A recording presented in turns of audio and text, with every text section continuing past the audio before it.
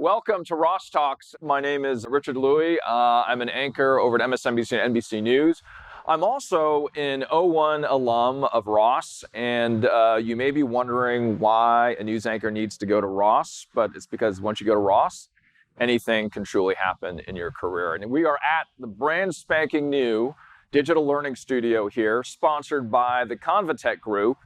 And we get to sit down with Sharon Matusik, and it's fantastic to sit with you. You've done many of these conversations. Well, we've been in the studio, had about 50 different things going on, and we've done some of these Ross Talks in person around the country. So it's really exciting to do one that's virtual. Yes, and by the way, this is a brand new studio. It's about a month old. I just want to share, we want to share with you Absolutely. what you can do now when you're here at Ross and what also the professors can do, just to get a quick wide view. And this is the way it looks, I guess. It looks fantastic, by the way. We love having an expert on this. What's most important is that, as we are now moving into a different phase of education and different way of communicating what Ross does, is that through this studio, which I, as a news person, really think this is amazing. We have got a 4-camera setup here. This means that the entire experience here at Ross is so more multidimensional. Yeah, and we're just thrilled that it gives us the opportunity to provide access to a Ross education to a much broader audience. I know we've got people from, I think, 23 different countries joining us right now.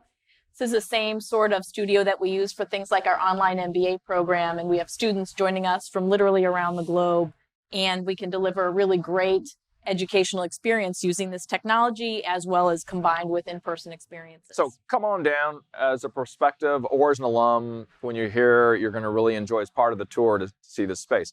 Hey, but we're here to talk about you. And what's it like to be the Dean? Yeah. Well, I am just really thrilled to be here. I started at Ross back in August.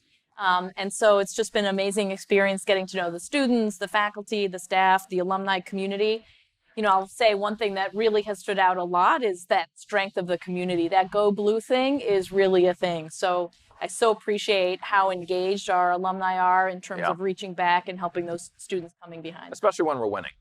Well, that definitely helps. Oh, by the way. And we're winning. We are winning. Well, where are you from? Tell us, for those who don't know you, your background. Yeah. So, I think one of the things that has really shaped my career is I'm a first-gen college student. So my dad worked on an assembly line for General Motors, so it's great to be back in Michigan to be at the headquarters of General Motors.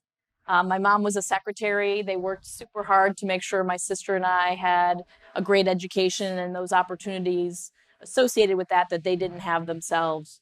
And it was a rough process to afford a college education. I had to take some time out to earn some extra money to get through my educational experience. But How long did you take off? I only took a semester off. Oh, that's still a long time. But it was, tough to walk into that environment and, get the news that my family didn't have enough resources for me to continue on in that next semester. But I think because it was a challenge, that's one of the reasons that I value education so much. And for me, every day is a great day because I can help people open up opportunities for themselves through education in a way that, I feel very personally how different my life is now compared to how I grew up. And, I'm thrilled to help others have those same sort of opportunities through education. When you talk to perspectives and alumni, and you just told us your story, what do you see in them typically based on your background? Because I often will see the things that I experience when I'm interviewing people. Yeah. Well, one of the things that we try to find in our students is, that persistence, that resilience, that ability to deal with whatever comes your way. One of the things that, we think a lot about is we're in a time of a lot of global uncertainty, technological uncertainty, social uncertainty, lots of different things coming at us. And all we know about the future in terms of how we educate our students is that the future is going to look different than today. So how do we prepare them for that? So part of that is what we do here at Ross in the student experience. But part of it is also looking for students coming in the door who are, they do want to always learn. They have that humility about them. They're resilient and they're willing to kind of roll with it and figure out creative ways to move forward in the face of whatever comes their way. Let's roll with it. What do you want to do here at Ross? Let's dream for a moment. Gosh, well, I think world domination, of course. Yes. I think there's a couple of big themes that are really important to us at Ross right now. One is financial accessibility. Obviously that's near and dear to my heart, but we want to make sure that, if someone's qualified to get into Ross, they're not choosing someplace else because of the price tag. So we want to make sure we're bringing in the best and the brightest and creating an accessible experience on the financial side for students from all backgrounds. So that's a really big deal for us. And then the other thing is really making sure we are continually elevating the reputation of Ross so that any business leader around the globe, when they're asked, what are the best business schools in the world, Michigan Ross comes out of their mouth as one of the top places that they think about. So that means a couple of things. One, continuing to build that out, continuing to draw from around the globe. But I think also getting the word out more. We're doing a lot of really great things. I think sometimes we can be a little bit Midwestern in that we do good things and hope people will notice. And sometimes you have to be a little bit more proactive. Yeah. So we're building out a number of different things to do to expand that reach globally. It's so great that we get to hang out by this fire, by the way. Fire, it's supposed to snow, ladies and gentlemen, by the way, tonight. This is why we get to sit inside enjoying this fireside chat. Yeah. One of the things that I think is what I've realized, not only when I was applying to Ross, but also after I graduated in 2001, was this, I think, a false choice between being team-oriented and being a leader. And really, they overlap. I mean, I think that's sometimes tough for folks to realize when they're considering schools, as well as when they graduate and they go out. You can be both. Yeah. And Ross equips you for that. I absolutely agree. One of the things that I think is remarkable about a Ross education, exactly to that point, is really cutting across our curriculum is this action-based learning orientation. And so, if you're an MBA alum out there, you had a MAP project. I know we were talking a little bit about your MAP project. But we do these kind of consulting experiences for our MBA students and also, across all of our programs where you come in and you're solving a live problem for a company. And that requires knowing when to lead, knowing when to follow, knowing how to work collaboratively, and that theme of action-based learning we think is so important for preparing people for a future that's going to look different than today in ways that we can't quite anticipate. And we see that through our curriculum, through MAP projects, but also through a lot of the co-curricular experiences as well. One of the things that we just hosted about a month ago was our Leadership Crisis Challenge, where students form in teams. We give them a live challenge, and they have to act as a company to respond to that challenge. And after we narrow down the finalists, there's actually a press conference. We have press come out and that's awesome. And grill the CEO of that team in terms of how they're moving forward on this particular challenge. So lots of examples like that throughout the curriculum, which I think really prepares students to understand how to work collaboratively, harness the power that you have across a team, and lead in terms of coming up with creative solutions to the challenges that they face. And Dean, when you talk about action-based learning for folks out there, I think one of the ideas behind this is that isn't a brand new term, nor is it a term that was developed haphazardly. Back 30 years ago, it used to be operationalizing the strategy, the ideas, the learnings.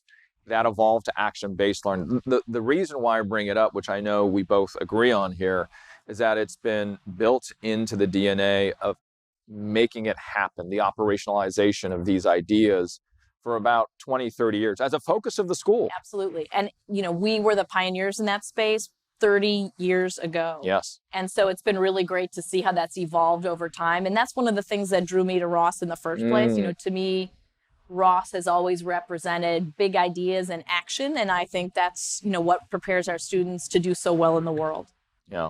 I'm not supposed to be biased as a journalist, but we are kind of sitting here at Ross. So talk about the MAP projects. You mentioned a little bit about it. For me, when I did the international MAP, and there were some, I can't remember the number of countries. We have 23 countries, as you mentioned earlier, that are joining us today for this conversation. That sent me to Asia, my first time working there, working with Citibank. And those kinds of projects, have been happening for a long time. What are these like, and why is it important? And it's such a great question. It's something that we're incredibly proud of here at Ross. And the projects have a wide range of different companies involved, countries involved. Most of them do involve some travel, whether it's internationally or domestically. But essentially what we do is we solicit live problems that companies are dealing with from companies that we're connected with or companies that just know about Ross and our reputation here. And they might range from supply chain challenges to diversification into new industries to social impact type projects. Things Aravind like Eye Hospital in India. Yeah, absolutely. That's a great example. To helping smaller entrepreneurs in the Detroit area. So it's really a wide range of choices. And then students essentially bid on these projects. And then there's a great reveal, and then they start working on these projects in earnest that spring semester of their first year in the MBA program. And the same kind of analogy programs in our other degree, our MS degrees and our undergrad program. But then, essentially for the second half of that spring semester, they're working full-time on these projects. They're meeting with C-suite executives. They're figuring out what kind of data they can pull together to answer some of these questions. They're interviewing people related to the kinds of issues that they're dealing with. And in most cases, their final deliverable is a presentation to the executive team at this company. So it's just a great experience working on a live problem, starting with a problem and figuring out how do you break it down, how do you decide what kind of information you need to address the problem, how do you present that at the end in a way that makes sense of all the different things that you're pulling together. It's a great experience for the students. And not, I don't want to focus on this, but you're potentially developing a network that will impact your future.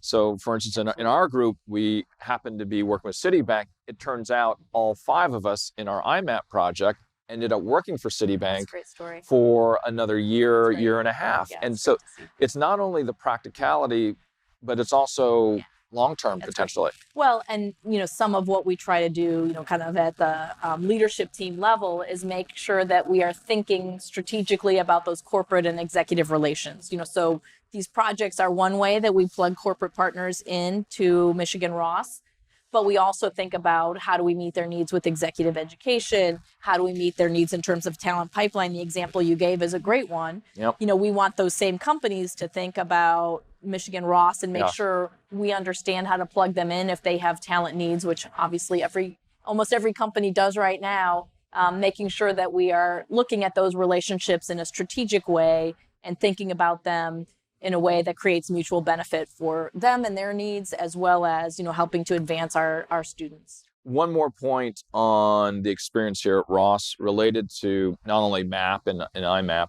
the MAP projects themselves, is fintech or tech in general. Our model 20 years ago happened to be in fintech. People think, Ross in Ann Arbor, tech? Yeah. Lots of it. So we've got a great fintech initiative going on right now.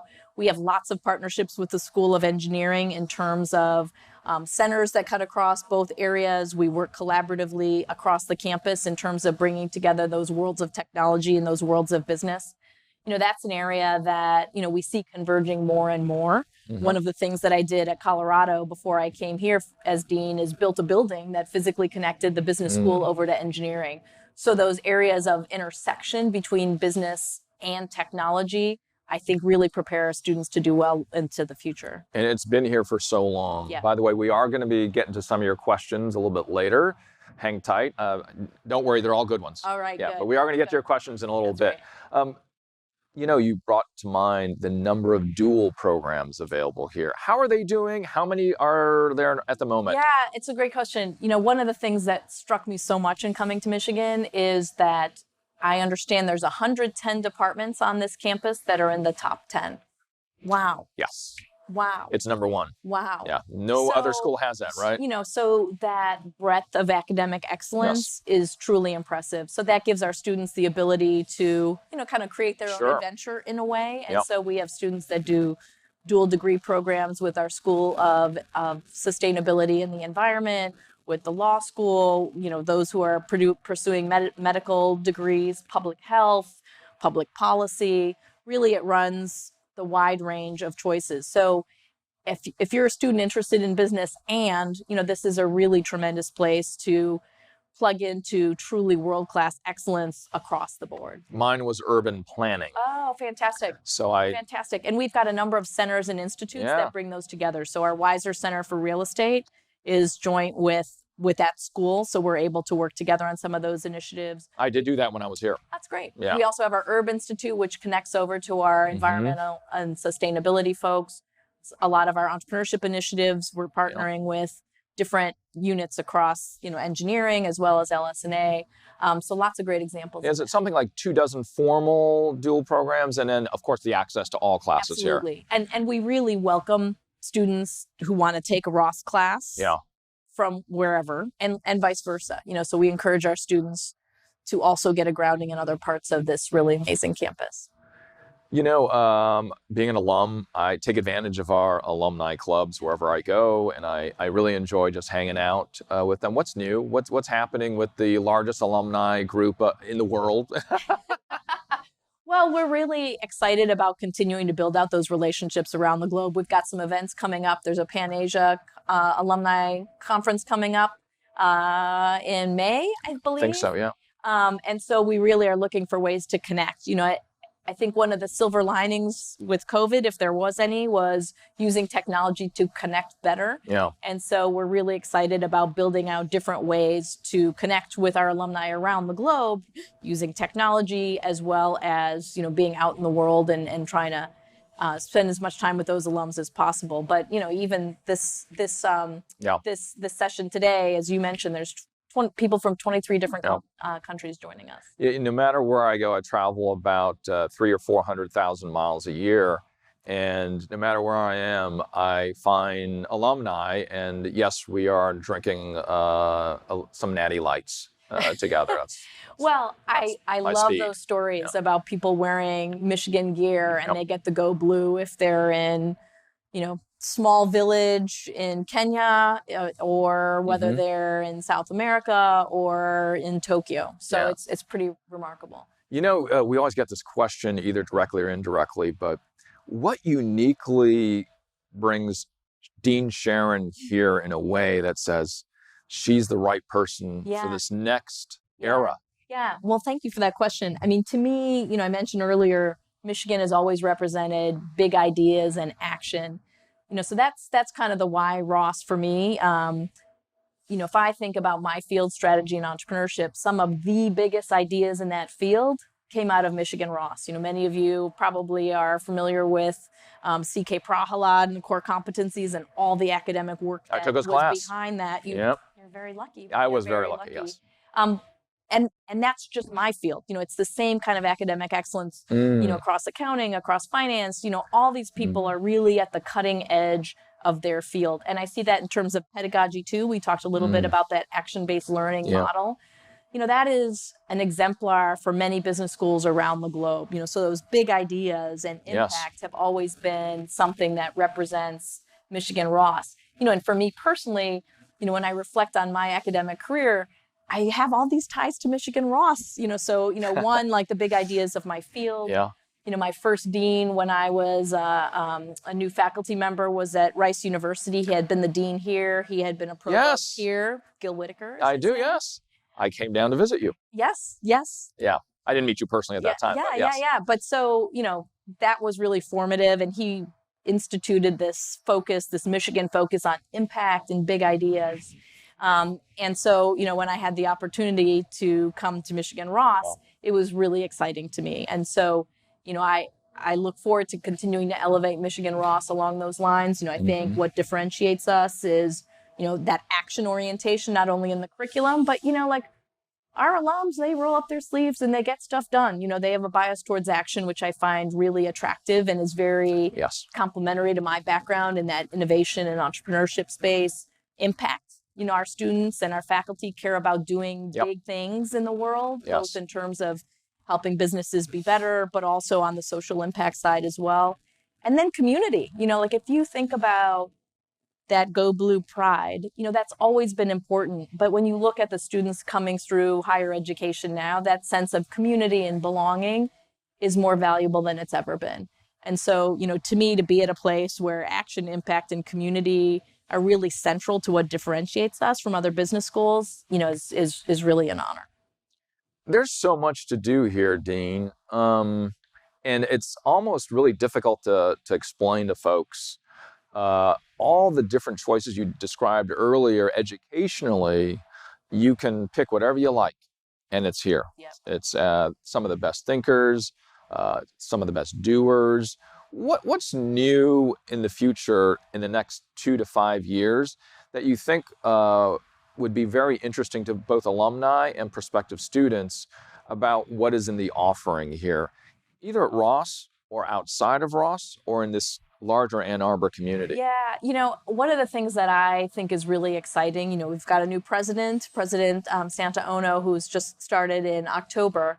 And, some of the things that he's really excited about are creating even more opportunities to leverage expertise across this wide campus and how we address some of the biggest challenges of our day collectively. So some of the things that I think are going to be really exciting over the next couple of years come out of that. How do we work collaboratively together across this campus to answer big challenges, big existential crises in front of us? Climate is one great example. So, I'm working with deans across the campus under the direction of President Ono to think about, how can Michigan Ross really move the needle in terms of some of these climate issues, both from how we attract students who are well prepared to succeed in that area, developing the right kind of technology and knowledge to address some of these challenges, encouraging entrepreneurial activity through the business school to engage the private sector and partnering with us to help address some of these challenges. So there's a lot of initiatives like that in the kind of bubbling up that I think are going to really help to continue to elevate the reputation of our whole campus, and showing how business is an important part of that, along with all the other academic units across the campus. That's an important view, because if we think about what we've just lived through in the last 3-4 years, we've seen a lot happening in society globally, as well as here in the United States specifically. A lot of things coming together at the same time. And when I'm speaking with different political leaders or business leaders in my day job, I find that particularly we are in an era where more than ever they are thinking about action. Like, how can we act actually differently? And tell us about how business can lean in on these bigger things that are happening. You brought up C.K. Prahalad, who wrote his many books, but one book which was Finding the Value at the Bottom of the Pyramid, right? That was one way. And I remember when I first arrived, Dean White was the dean at the time. He came down and he sat and talked to all of us. And I remember the first thing that came out of his mouth, he said, "Now you all have a responsibility." That's a big, wide word.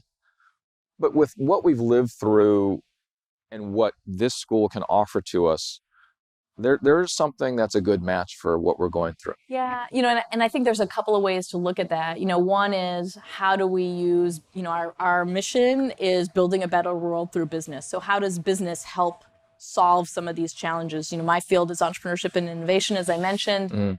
I think entrepreneurship is a form of distributed problem solving. If you can help people in different communities learn how to identify good opportunities and act on those opportunities, you're solving local problems in a way that fits with that local context. You're creating jobs locally and, using that to really move forward. And I think, that relates to some of your points about bottom of the pyramid. That's something that we can do around the globe in terms of a way to help people help themselves in many different kinds of ways. So I think that's a really powerful tool. And then I think, back to this conversation about climate, I think there's some really exciting things that we can do as a business school that has, great expertise along with engineering and LS&A around entrepreneurship and innovation.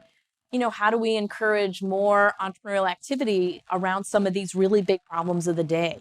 How do we get people galvanized around some of the technical challenges, and how do you come up with a plan for a company that can help solve that. Yeah. So partnering through accelerators, through business planning competitions, through all that infrastructure that we already have to help direct energy around some of these big questions of the day. I really want to underline that that's actually here. Yeah. And I grew up in the San Francisco Bay Area, Yep. in the Silicon Valley area, and I was looking at Michigan. I was like, why would they?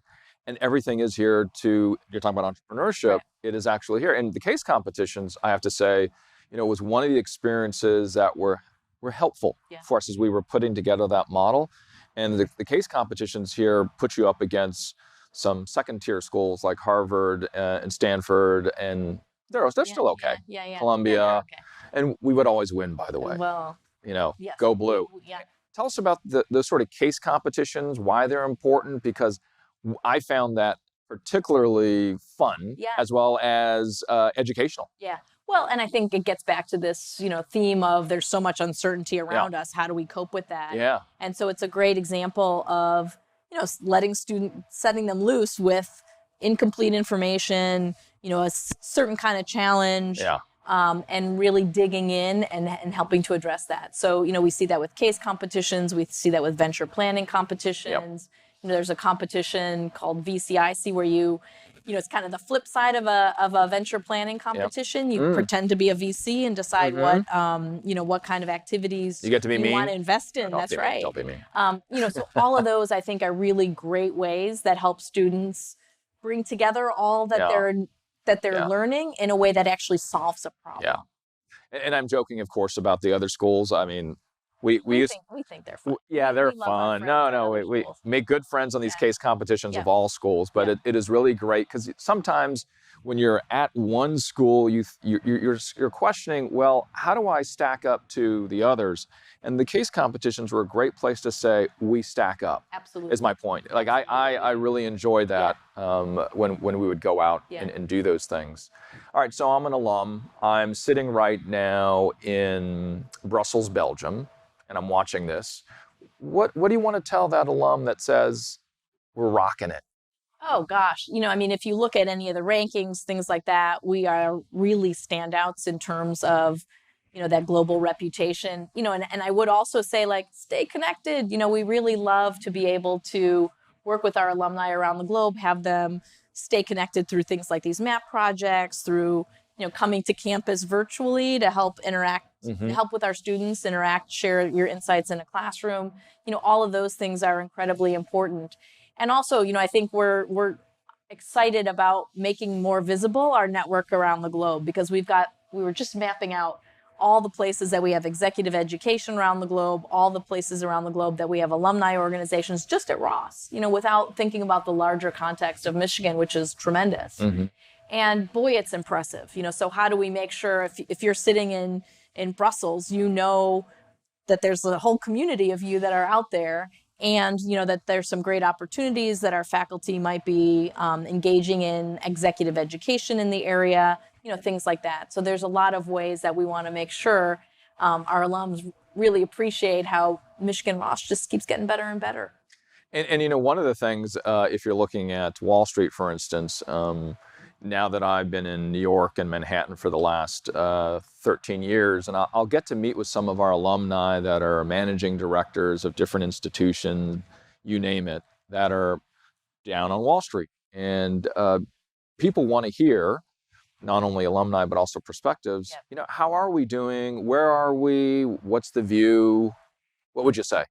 In terms of how are we doing on Wall Street and having access to that? I get to meet our alumni all the time. I think it's a great question. Some of the most popular career opportunities after students finish at Michigan Ross is investment banking, consulting. They're going to all the very top organizations. The mean salary coming out of Michigan is super impressive, both at the graduate level as well as the undergraduate level. Our students are totally rocking it in terms of those pipelines into, whatever opportunities they want. And that's not the only thing, right? So we also have students that care about going into social ventures, that might care about going into, you name it, early childhood education, the arts, as well as investment banking, consulting.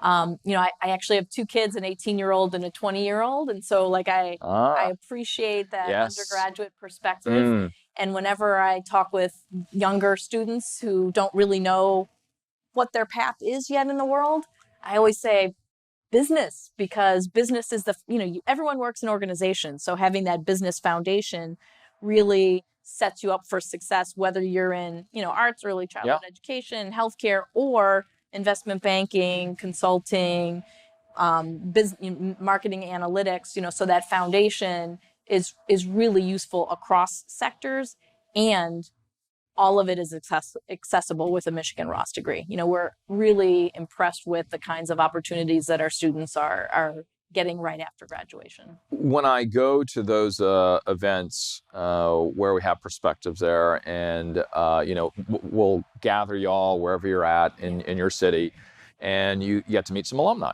And I always feel odd because I'm the person who go, "Hi, my name is Richard. I'm a news anchor over, and I'm a journalist, and I'm an alum." And it is to that extreme, I do believe, that you can decide based on what you are, what you want to do here, and make it really great. And it's strange. I'll tell folks, if you go to Ross, your head does really get cracked open. You come here with one idea, you leave with 14 others. That's right. And that's, one of the things that we love to encourage our students to do, when they get here, is to think broadly about where they want to go with their Ross education. Sometimes people come in with a very well-defined view, and that's great. We also hope that they'll be a little bit open to understanding the different opportunities available to them, because, more on the undergrad side than the grad side, but sometimes, if you're an 18, 19-year-old coming to college for the first time, you might not have a good sense of, what's a day in the life for a consultant? What's a day in the life for an investment banker? Is that a great fit for, what's really important to you? So we try to really encourage our students to engage in that kind of self-reflection as they drive forward in terms of determining their path. Yeah, ask the question. It's probably happening. So you want to get an MBA and you want to work in entertainment. Yes, there are many alumni that you can tap into. You can call me even over at 30 Rock. I have a question that I'm going to share with you, Dean. The question, and it's about the rankings. And when you look at some of the rankings, some of the schools have gone down. This is perennial. Some go down, some go up. If you just look at what's happening recently in the rankings, what does it tell you? Gosh, there's some interesting developments you might have seen where, some of the law schools in particular have been vocal about dropping out of the rankings. I don't see business schools doing that. I think we're pretty pragmatic, and we appreciate that, even if you don't send in your data, they're going to rank you anyway based on whatever data is appropriate that's out there. But, we're sitting, top 10 across pretty much any ranking that you look at. Sometimes we're 4, sometimes we're 5, sometimes we're 10, so really across the board, those rankings highlight the excellence that's at Ross. Now that said, any dean you talk with will tell you that the rankings are not the be all end all. You don't want to, following the rankings is not a strategy. The rankings should come out of doing the right thing for your institution and leveraging your strengths. And, it's just one of the indicators that highlight the quality of a program. I think one of the things, and I keep on dating myself here, though, is the consistency of the rankings over 30, 40 years. And I think that's indicative of a system that is kind of really dug in to figure out what's good. Yeah. No, and I think that's true, and it's always evolving too. One of the things that I think is really interesting, the Financial Times in particular has they're starting to try to figure out how to add more impact-based measures into those rankings beyond some of the career success that we see, shortly after graduation. So, that's interesting to watch too. And so, we look forward to, continuing to work with those different groups that do develop the rankings to share our insights on, what's important to have or not have in those kinds of measures. I can't help but think, many of y'all are probably asking, why Ross? Why Ross? Yeah. Well, again, how much time do you have? Again, I really do think it comes back to action, impact, and community. That action, if you care about that action-based orientation in your experience, Ross is a great place. We are the home of that. As you were talking about, this goes back 30 plus years, and we continue to build and enhance on that.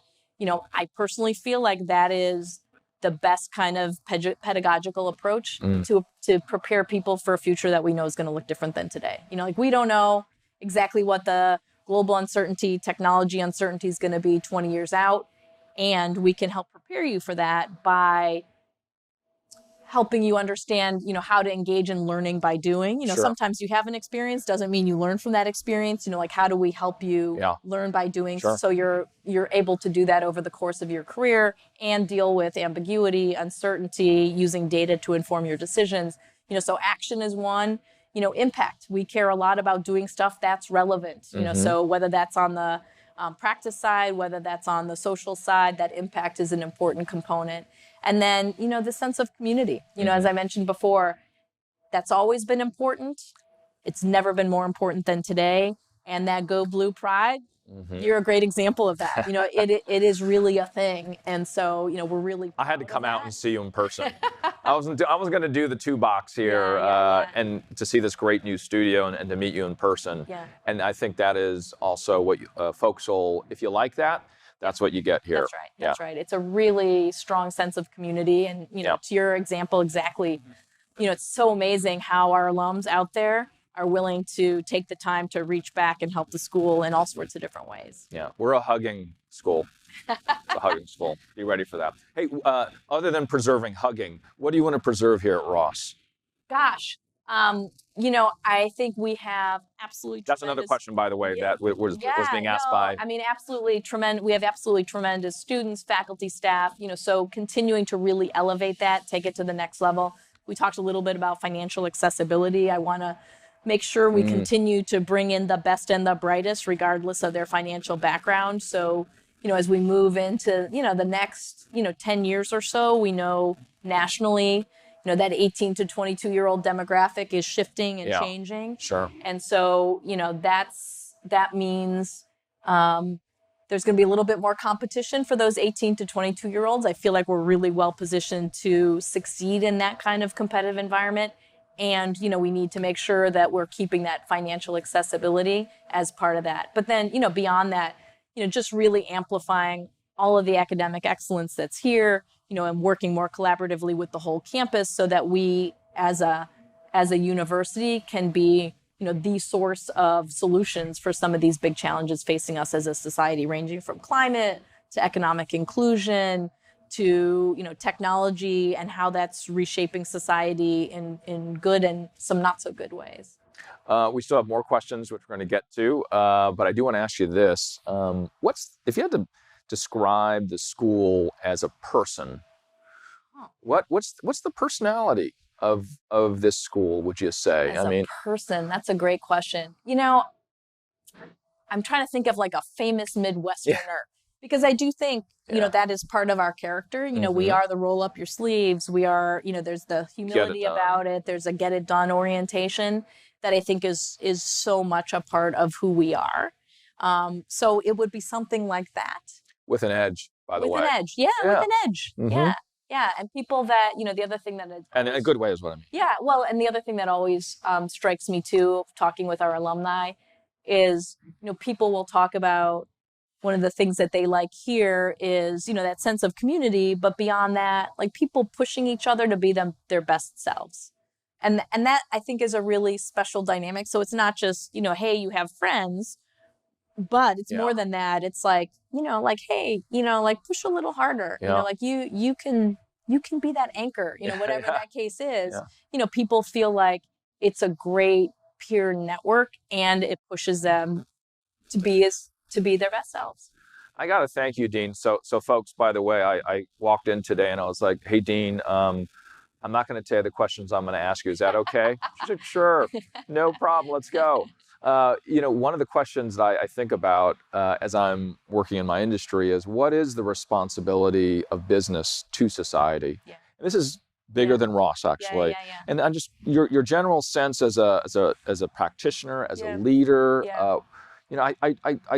I struggle with that answer sometimes. At the same time, I don't struggle with it. But what do you think the responsibility of business is to society? Well, I think absolutely businesses need to be thoughtful about the impact of their actions. I think that there's externalities to all sorts of things that we do, and businesses need to be thoughtful of that in terms of how they conduct themselves and the implications of that. And it's just good business, right? So especially, with the group of students that are coming through our educational institutions now, they want to work for a company that cares about, more broadly, what their values are, how they impact society.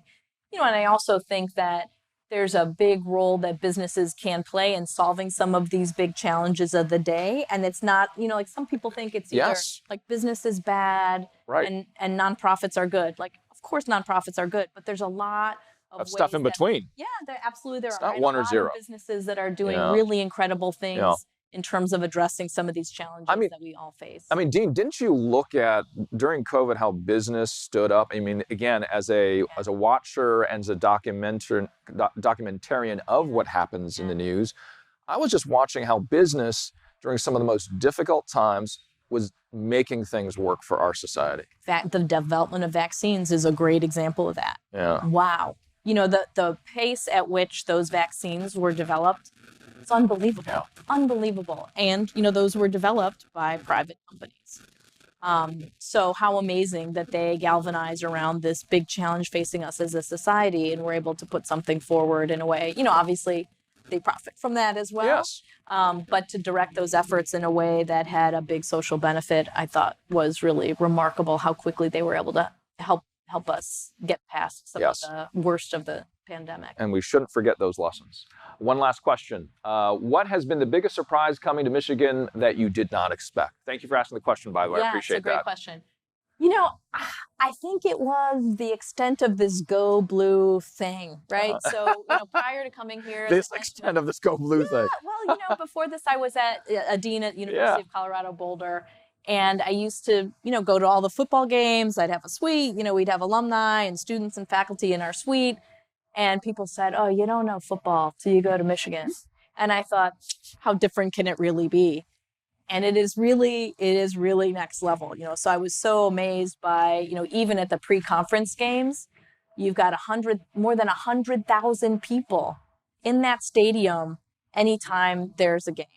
And all that goes along with that. So it's not just football, but it's that sense of pride. The whole town is on board. I walk around downtown Ann Arbor, everyone's wearing Michigan gear just like randomly. That doesn't happen in a lot of places, so that pride in being part of this institution, I didn't appreciate the magnitude of that. And, boy, what a great surprise that is. Yeah, it's so funny, whenever I cut myself, now my blood isn't red anymore. I'm joking. It's an old joke once you've come to visit. But yes, that's so true. What question did I not ask you that you think I should have asked you? Gosh, I don't know. One thing that I would say is, you see this a little bit through the studio that we have here, but we've made some really amazing advances in terms of being able to use technology to deliver a high quality educational experience. And interestingly, one of the things that we've found is, not only do we have these fabulous facilities to do that, but our students who are using distance for educational purposes also still love that ability to connect, in a meaningful way. And so some of the things that have been really remarkably successful over the last couple of years have been things like these in-person residencies that are a complement to our online programs. So, broadly, I would say, it's really exciting to see some of the new innovations in terms of how we deliver an education and what that might look like into the future. Fantastic. Well, thank you all for your questions. Now we're going to do a lightning round. I like to do these all the time. And are you ready? I don't know if I'm ready. Okay. And keep your answers to within 15 seconds, please. Okay. All right. That'd be great. First of all, the best live performance you have ever seen. So I would say most memorable is probably REM in Waterville, Maine. And then I love live music. So, I also lived in London for a year when I was an undergrad. And Elvis Costello used to play at small venues every Tuesday night. I got my PhD up at University of Washington. Go to places like the Crocodile Cafe. Yeah. So the venue, I think, is part of the experience. So this might be a double, but what song would you say is your favorite here? I love "Running Down a Dream" by Tom Petty. Can you hum a couple bars? No, that would not be kind to our listeners. That's okay. I ask that question all the time. Mountains or beach? Boy, beach. I spent 18 years in the mountains. I'm ready for some beach time. Maize or blue? Ooh, I'll go maize. Okay. I'll go maize on that one. Face paint, no face paint? No face paint. I did face paint. I was gonna say, you can do the face paint. You gotta do the face paint. Morning person or night owl? Morning. Favorite color? Favorite color? Blue. Blue. I'm gonna say maize or blue on that one. Pancakes or waffles? Oh, waffles for sure. Well, that's great. Thank you so much, Dean. It was a pleasure. Yeah, Richard. I really appreciate it. Welcome to the school. Thank you. And we are so proud of you and so glad you are here. I'm personally excited about what you bring and where we will go. And I think as we sit here in 2023, that you're going to be so amazing here. And I can't wait to come back and say, hey, I'll wear the face paint. All right, you wear the face paint. Maybe you'll wear this color on your face and I'll wear that color. There you go. Is that Thank you. Maybe? We'll talk about it. We'll talk about it. Any final words? No, I just want to say thank you to you. I mean, this is a great illustration of how amazing our alumni are in terms of their accomplishments, but also their willingness to give back and spend their time helping that next generation coming behind. So really thank you for doing that. Thank you for all of you who are listening, who do that also through your actions. And for any prospective students, we hope you'll do the same. Come here, get a great education, go out in the world and do great things, but also remember where you came from and help that next generation coming behind. Thank you, Dean Sharon Matusik. And thank you all for hanging out with us here at RossTalks. And a great conversation, a super sit down here with the Dean. And we look forward to seeing you right here on campus or online. And thanks for being with us. See you later. Go Blue. Go Blue. Woo! There you go.